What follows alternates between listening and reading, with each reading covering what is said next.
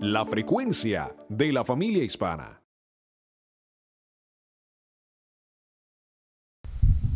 Bien, mis amados hermanos, muy buenos días y bienvenidos a este tiempo de estudio bíblico devocional. Su hermano Pastor Roberto Alfaro les saluda y les doy la mejor y cordial bienvenida. Estamos ya para el cierre de semana, una semana extremadamente rápida, tan rápida que ya entramos a nuestro tiempo de Shabbat. Así es que, mis hermanos, muchísimas gracias por acompañarnos en el transcurso de esta semana. Gracias por dar respuesta a las tareas. Excelente la investigación que ustedes fueron realizando. Esta parte de los 13 atributos de la misericordia de Dios en el libro de los Salmos, en el capítulo 103, verso 8 en adelante, extraordinario. Para algunos completamente nuevo, muchos hemos pasado por allí, pero no nos detenemos poco a poco a meditar en cada uno de estos aspectos. Bien, nos quedará mucho tema por tratar, será hasta el siguiente año, cuando hagamos el ciclo de Torah, el ciclo de Parashot, y retomemos nuevamente el libro de Bat Mimar, el libro de números, en el siguiente año. Digo porque hay tanto tema que traemos en este Parashá del libro de números en el capítulo 13 en adelante, 13, 14 y demás. Así es que vamos a tratar de cerrar hoy haciendo algún concepto lo más importante, lo más básico. Venimos entonces desarrollando el tema del libro de números a partir del capítulo 13 y nos encontramos con toda una circunstancia interesante. Recuerden que el tema es Shelach lecha, envía tú, por ti mismo. Esta es la palabra que Dios le da a Moisés. Recuerden que en todos los anteriores eventos siempre Moisés le dice, habla al pueblo de Israel y diles.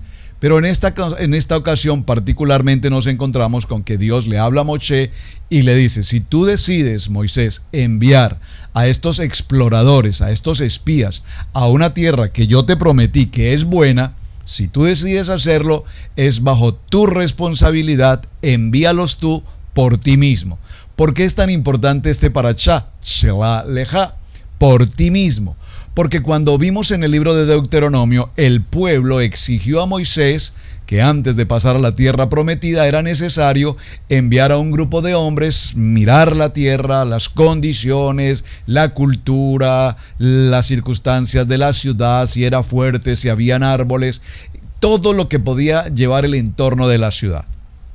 Parafraseando toda esta historia, recordamos que se escogieron príncipes, líderes, hombres que tuviesen responsabilidad, posición, reconocimiento, testimonio dentro de las 12 tribus.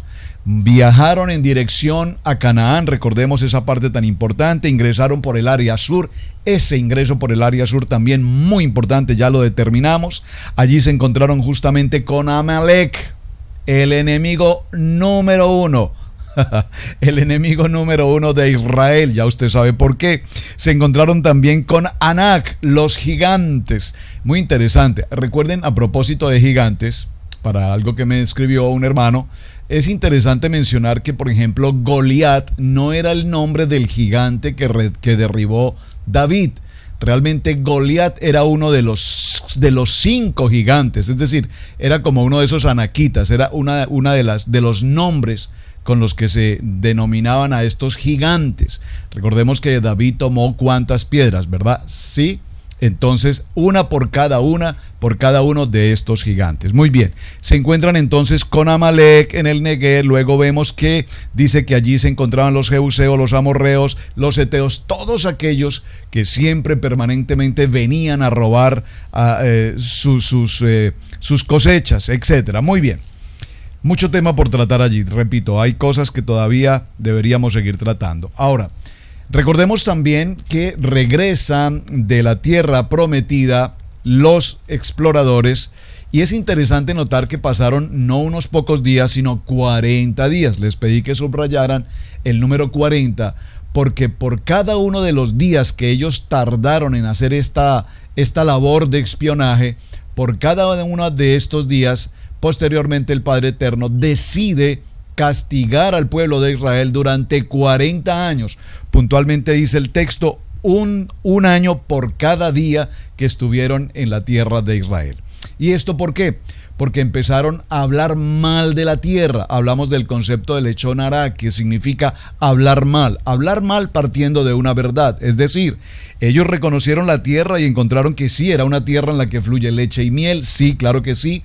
Era una tierra fortificada de ciudades gigantes. Todo lo que había allí era grande y ellos empezaron a sentirse tan pequeños, tan menospreciados como langostas.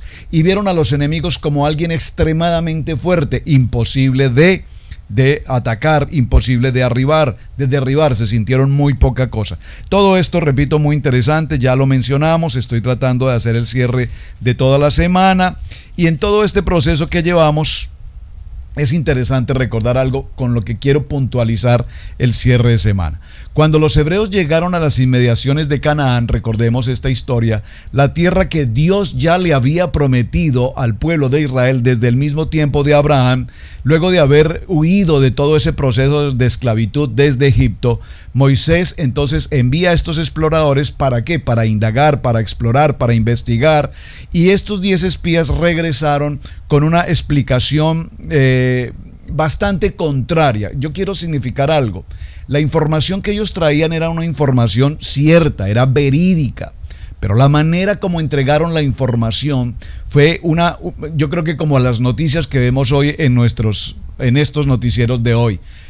Fue una noticia amarillista, fue una noticia de conveniencia, fue una noticia en la que se sembró el terror. Eso es un poco más o menos como cuando aquí se dan noticias respecto al tema de migración en los Estados Unidos de América, que el presidente Trump determinó deportar a millones de inmigrantes en los Estados Unidos por razones de carácter legal. Y eso no fue lo que la noticia dijo. Dijo que iba a tomar consideraciones al respecto. Nunca dijo que iba a deportar, mucho menos a millones. Exactamente el ejemplo creo que es interesante porque estos 10 espías regresaron y dieron una noticia partiendo de una verdad totalmente exagerada.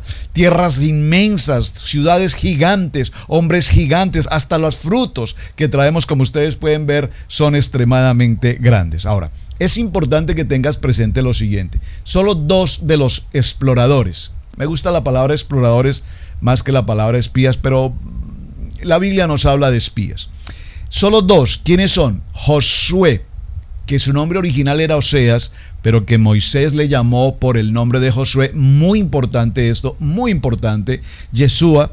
Entonces vemos que Josué viene de la tribu de Efraín. Por favor, escríbalo. Bueno, el texto bíblico así no lo indica. De la tribu de Efraín. Y Caleb, que significa junto al corazón, Caleb viene de la tribu de Judá. Muy importante la tribu de Judá. Usted recordará, mi amado hermano, que cuando se hizo la selección de los líderes que debían salir en esa misión, permítame regresar un momento al texto, estos son los nombres de los varones que Moisés envió a reconocer la tierra. Estoy en el capítulo 13, verso 16, y a Oseas, hijo de Num, que le puso el nombre de Josué, los envió pues Moisés. Y aquí empieza a indicarnos los nombres. Permítame, quiero llegar a este punto. Aquí, en el verso 3.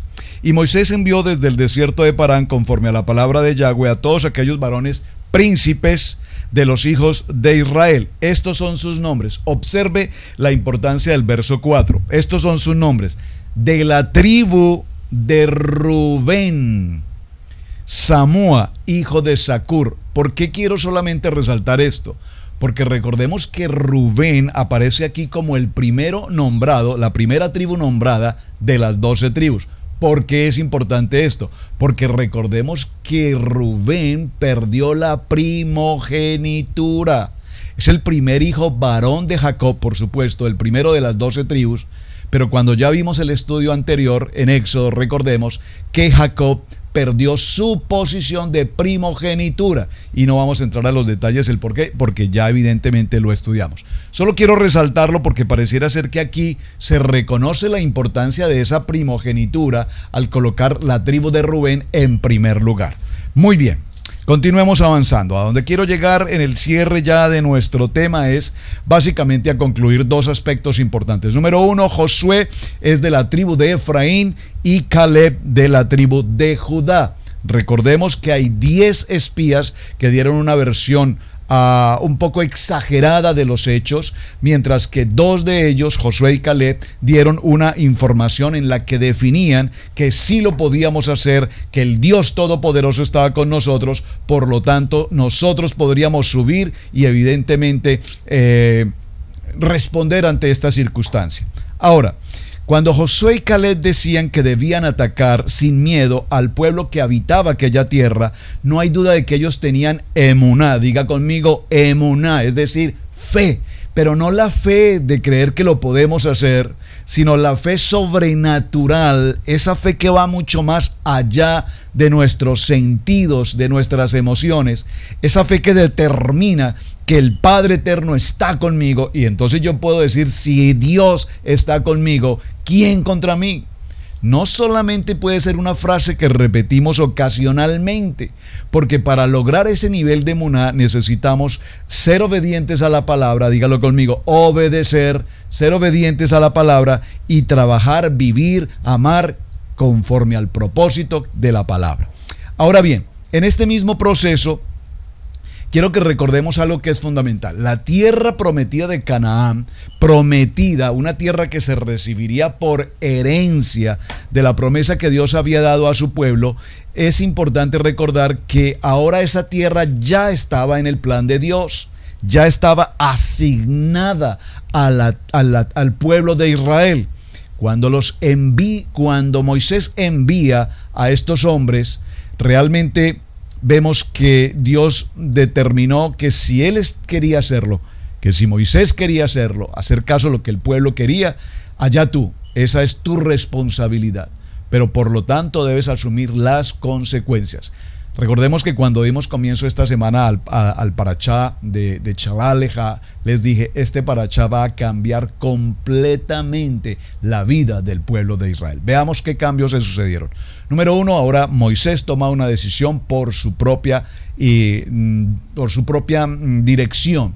Envía a los espías. Número dos, los espías regresaron con informes, 10 de ellos con un informe adverso, 2 con un informe de que sí lo podíamos hacer, y a partir de ese momento, cuando se habla mal de la tierra de Israel, entonces a estos hombres viene sobre ellos un juicio de parte de Dios y se causa la muerte de estos hombres. Realmente cuando estudiamos los Midrash, la muerte de estos hombres, según las narrativas de los Midrash, fueron muertes terriblemente espantosas. ¿Por qué?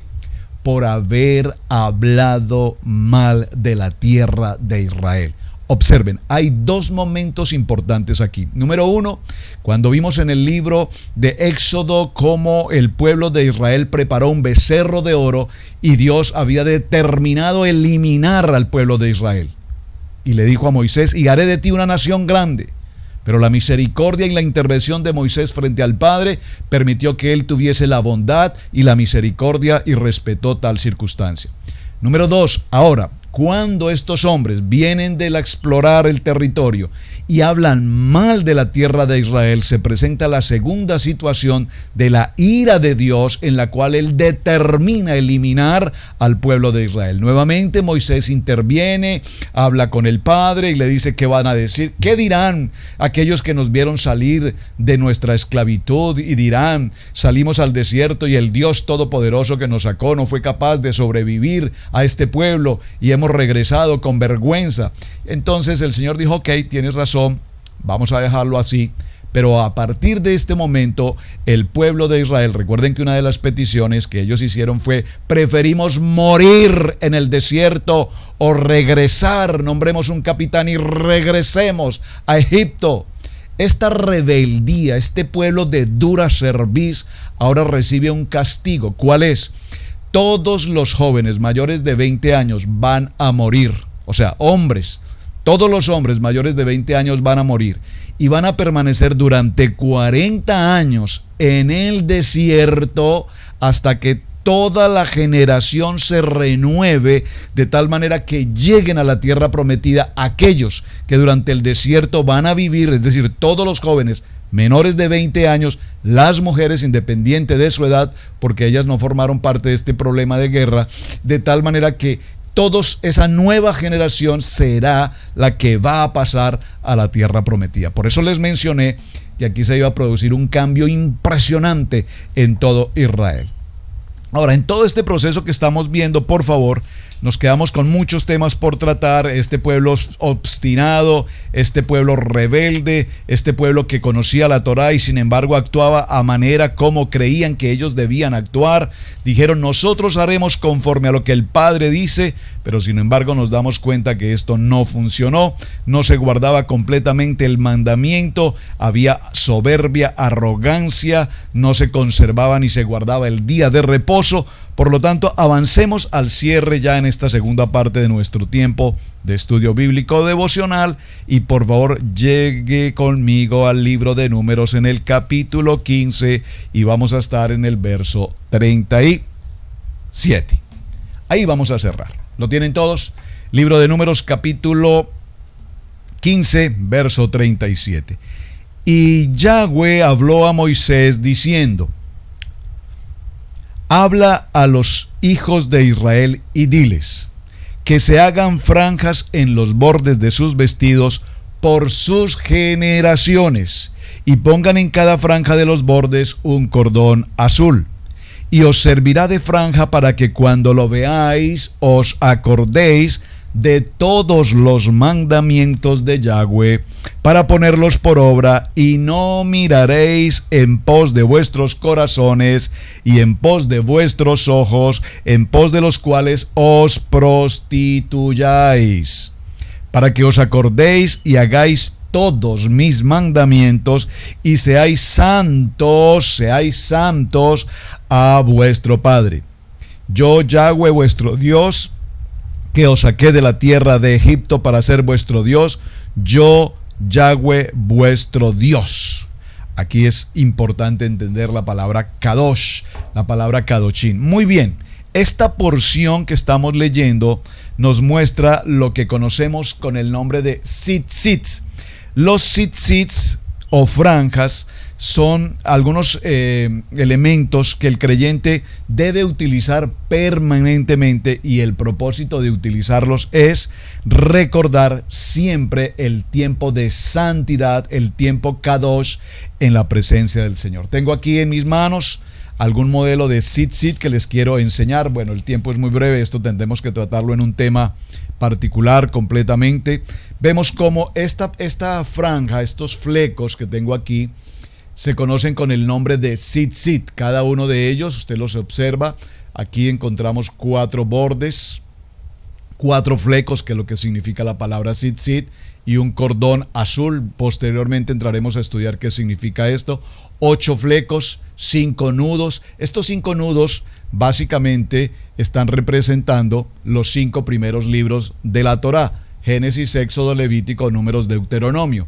Y estos 8 flecos que tenemos aquí representan tipológicamente también el pacto, los 8 pactos. Ahora, ¿qué es importante de estos flecos? 4 flecos o 4 tzitzit, 4 tzitzot, los podemos ver, que el hombre, únicamente el hombre, el varón, debe portar, colocándolos en su cintura. ¿Y cuál es el propósito para ello? Recordar siempre, ante todo, estar en una situación y en una actitud de absoluta santidad. Otro elemento que podemos ver aquí, evidentemente, y solo lo quiero presentar para mencionarlo, es lo que conocemos como el talí. Este talí igualmente viene acompañado 1, 2, 3 y 4 tzitzits. El talí, al igual que los tzitzits individuales, obsérvenlo. Entonces, estos elementos que empezamos a portar, dice la palabra en Números capítulo 15, verso 37, debemos portarlos de manera permanente. De manera permanente. ¿Por qué? Porque con ellos queremos representar al varón, al hombre, en santidad. Y aquí es importante recordar algo: al hombre en santidad. ¿Por qué? Porque el hombre lo que procura es que cada vez que estamos frente a la situación adversa, a la exposición del pecado, el hombre siempre mirará los tzitzit y recordará que tiene un pacto de santidad con el Padre. Es muy importante. Esta es una prenda de vestir masculina. Por lo tanto, la Biblia nos menciona que no debe utilizarlo particularmente la mujer. Es una prenda de vestir única y exclusivamente para el hombre. Cuando el Eterno se acordó de su pueblo en la Torá, dice el libro de Éxodo 2:25, y miró Dios a los hijos de Israel y los reconoció Dios. Hablaba de todo Israel, hombres, mujeres y niños. La revelación del nombre santo que fue para todo Israel, Éxodo capítulo 3, verso 14, él respondió, Dios a Moisés, yo soy el que soy, y así dirás a los hijos de Israel, yo soy me envió. ¿Quiénes pasaron el Mar Rojo? Todo Israel. Capítulo 14, el libro de Éxodo. ¿Por qué lo estoy mencionando? Porque aquí hay una ordenanza. ¿Para quién es la ordenanza? La ordenanza de celebrar Shabbat, la ordenanza de comer saludablemente, la comida kosher, el no comer cerdo, etc. La ordenanza de utilizar los tzitzit, libro de Números 15:37. Estas ordenanzas, ¿para quién son? Para todo el pueblo de Israel. Por lo tanto, si nosotros decimos ser creyentes, si nosotros decimos conocer la Torá, pero no celebramos Shabbat, pero no comemos la comida kosher, no comemos de manera saludable, no somos portadores de los tzitzit, significa entonces que no estamos cumpliendo debidamente con el pacto y no estamos cumpliendo debidamente con la ordenanza. Levítico capítulo 11, verso 2, habla a los hijos de Israel y diles, estos son los animales que no comeréis de entre los animales que hay en la tierra. Estamos observando las ordenanzas que Él nos entrega. El Shabbat es una ordenanza. Éxodo capítulo 31, verso 16. Guardarán pues el día de reposo los hijos de Israel, celebrándolo por generaciones, por pacto perpetuo. Y ahora las ordenanzas de los tzitzit, dice, habla a los hijos de Israel y diles que se hagan franjas en los bordes de sus vestidos por sus generaciones y pongan en cada franja de los bordes un color azul. Entonces, esto es importante y lo estoy mencionando, ¿por qué, mis amados hermanos? Porque cuando entendemos los conceptos de lo que estamos tratando, muchos de ustedes se preguntan, ¿por qué? ¿Por qué esto es importante? ¿Por qué debemos hacerlo? ¿Por qué debemos cumplirlo? ¿Es un asunto religioso? No, es ordenanza del Padre y así la debemos cumplir. Permítame avanzar un poco en el tema. En el libro de Zacarías, en el capítulo 8, verso 23, está escrito, así dice Hashem, en aquellos días 10 hombres de todas las lenguas de las naciones asirán la esquina del vestido de un judío, diciendo, iremos con vosotros porque hemos oído que Dios está con vosotros. Miren lo importante de este texto bíblico, según en el libro de Zacarías, capítulo 8, verso 23. Voy a parafrasearlo.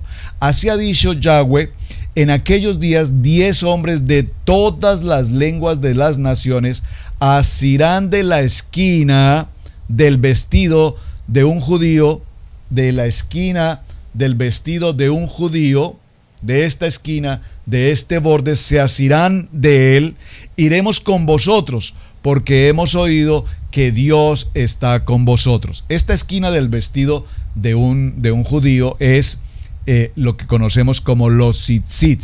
En el libro de Mateo, en el capítulo 9 y en el verso 20, recordamos esa famosa historia de una mujer que había estado sufriendo de flujo de sangre por 12 años. Se le acercó por la parte de la espalda del maestro y le tocó, ¿qué tocó? Tocó el borde del manto.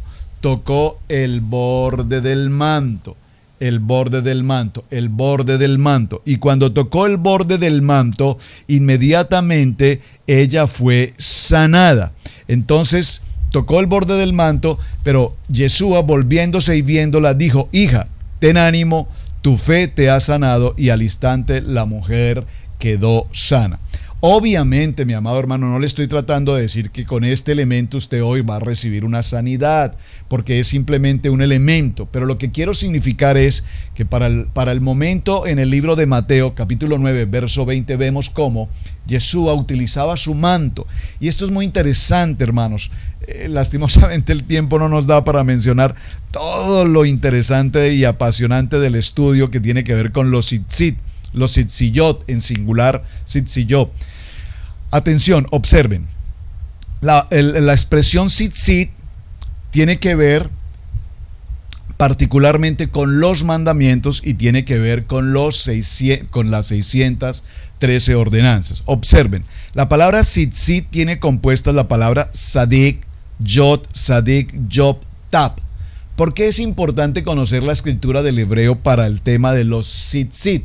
Porque cuando vemos el hebreo, recordemos que en las palabras hebreas, cada una de las letras hebreas tiene una asignación numérica. Esto es muy interesante. Veamos el ejemplo. La palabra sadik en el alfabeto hebreo tiene el valor numérico de 90. La palabra yod tiene el valor numérico de 10. Nuevamente la palabra sadik 90, nuevamente la palabra yod 10 y la palabra tab tiene un valor de 400. ¿Por qué es importante todo esto? Porque recordemos que tenemos 5 nudos, 1, 2, 3, 4, 5 nudos y tenemos 8 flecos. 5 nudos y 8 flecos suman un valor de 13. Ese valor de 13 es muy importante porque ahora, si sumamos 90, 10, 90 y 10, aquí tenemos un valor de 200, más 400 de la letra tab, el valor entonces en total será 600. 600, que es el valor numérico de los tzitzit. Y a los tzitzit le sumamos los 5 nudos más los 8 flecos, nos da un valor de 613. Ese valor 613 se corresponde con el valor, con el número de los 613 misbot o 613 ordenanzas que tenemos en la Torá, en el Pentateuco, en los 5 primeros libros de la palabra. Impresionantemente importante y muy interesante. Ahora, cuando hablamos del manto de oración, hay preguntas interesantes. ¿Acaso Abraham, Moisés, Noé, Aarón y tantos hombres como Isaac, Jacob, José, en algún momento utilizaban el talí? Ellos utilizaron esta prenda, utilizaron el talí. Pues mi amado hermano, déjame decirte que sí. Y aquí tengo un sinnúmero de textos bíblicos que hemos podido ir encontrando, escudriñando poco a poco en los diferentes textos bíblicos, donde nos podemos encontrar cómo cada uno de estos hombres en su respectivo momento utilizaron el talí o este manto de oración. ¿Saben? La palabra nos enseña con frecuencia, por ejemplo, que Pablo tenía una actividad con las carpas, que hacía carpas. Y yo no sé si usted, por lo menos a mí, en mis primeros años del estudio bíblico, cuando se mencionaba carpa, yo entendía en mi concepto humano, puedo decirlo, como carpa, una carpa. Yo entendía que Pablo era un hombre que construía carpas y vendía carpas. Eso era lo que entendía. Pero cuando nosotros entramos a la palabra y estudiamos la palabra y escudriñamos la palabra, nos damos cuenta que no son carpas como nosotros conocemos hoy la palabra carpa, sino que básicamente lo que Pablo estaba haciendo era precisamente los talí, y estos talí, una vez estos talí forman parte de mi cobertura, y yo me puedo proteger y encerrar en ellos, entonces aquí tengo una carpa, mi tabernáculo, mi carpa de oración, mi manto de oración, mi protección personal. Este es mi tiempo personal con el Padre, en el cual yo me ubico en esta carpa, me encierro en ella y tengo comunión con mi Padre para estar precisamente en el tiempo de celebración. Entonces esta carpa que conocemos hoy como talí, gloria al Padre, siempre desde muy joven en el Evangelio anhelé en mi corazón apasionadamente el tener un talí. Ahora, agarrar el fleco no tiene que ver con ningún concepto mágico. Repito, cuando la mujer se acercó allí y tomó el fleco, no era que hubiese un concepto de magia, ni mucho menos. Es algo totalmente simbólico. Es decir, estaba mostrando la profunda necesidad de parte de esta persona o de cualquier ser humano de tener un poder sobrenatural de fe, una fe sobrenatural, y de creer en un tiempo de sanidad divina a través de la palabra. Esto es lo importante. Entonces, cuando nosotros escuchamos la importancia del talí y entendemos la importancia de los tzitzit, saben, quiero que cada uno de ustedes, los varones, mujeres que están ahora en el estudio bíblico devocional, quiere hacerle un obsequio a su esposo, a sus hijos varones, ahora en su graduación, en su cumpleaños, en su aniversario. No esperes un momento específico. Bendícelo con un talí. Bendícelo con los tzitzit. Tenemos algún tipo de tzitzit, como este tipo de talí que tengo en este momento, que es lo que llamamos el talí gadol. El talí gadol es el que va vestido sobre los hombros. Pero también tenemos otro tipo de talí que también muy común, se conoce como el talí katán. Este tipo de talí katán es un talí de vestir, es casi prácticamente como una camisa, una camiseta, ¿verdad? Y él, observen, al colocárnoslo, pues trae también los respectivos tzitzit, los cuatro bordes cubiertos con el tzitzit. Entonces tenemos dos tipos de talí, el talí katán y el talí gadol. Repito, esa es la tienda de campaña, esa es la cobertura, ese es mi tabernáculo, esa es mi protección. Esta parte brillante que usted observa alrededor del talí se conoce como la atara. La atara es precisamente lo que se conoce, o es el nombre de la corona del talí, que nos permite identificar el centro, nos permite identificar el derecho, la posición correcta, cómo debemos utilizarlo. Mucho tema tenemos para tratar. Voy a dejarles algunas citas bíblicas que usted puede leer en casa, que tienen que ver con el tema de tzitzit y tienen que ver con el tema de talí. Bueno, básicamente para los tzitzit solamente tenemos dos textos bíblicos. Libro de Números, capítulo 5, capítulo 15, verso 37-38, y libro de Deuteronomio, capítulo 22, verso 12, para hablar de tzitzit. Para hablar de talit, no creo que pueda presentarles todos los textos, pero empecemos por Números capítulo 15, verso 37, Salmo 91, 1, 4, Mateo 23, 37, Isaías 6, 1, Primera de Reyes 19, 19, Primera de Samuel 24, 11, estoy saltando rápidamente, Éxodo capítulo 3, verso 5, Primera de Reyes 19, 11, Mateo 14, 36, Marcos 6, Apocalipsis 19, Lucas 8, 43, 48. Todos estos, tengo un sinnúmero de textos bíblicos para que hablemos entonces de esta porción de cierre del parashá de esta semana maravilloso, hablando de tzitzit, hablando de talí, el manto de oración, tanto en la Torá como en el nuevo pacto o en el pacto renovado. Muy bien, mis amados hermanos, muchísimas gracias. Observen cómo este parashá de Números, capítulo 13, tiene tanto poder y tanto material para estudiar. ¿Qué trajeron los espías entonces de la tierra prometida? Trajeron una señal. ¿Cuál fue la señal? Las uvas. Dos hombres trajeron las uvas. ¿Qué tipifican las uvas? Muy bien, tipifican: yo soy la vid verdadera, a Yeshua HaMashiach.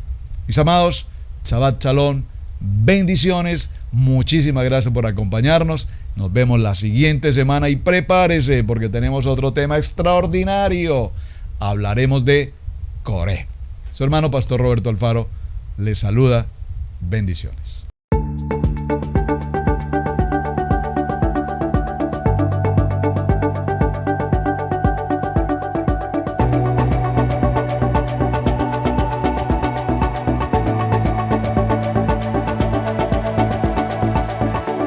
Radio Génesis 1.28, la frecuencia de la familia.